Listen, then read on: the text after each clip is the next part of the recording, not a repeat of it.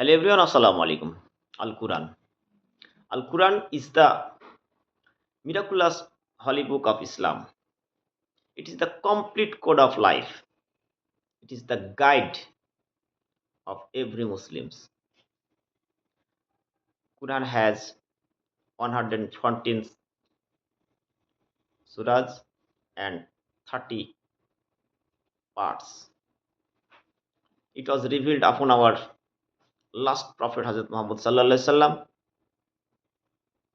The revelation of Quran was started in the holy month of Ramadan. Quran was revealed over 23 years in Makkah and Medina. If we follow the path of Quran, we will never be misguided. Thank you very much.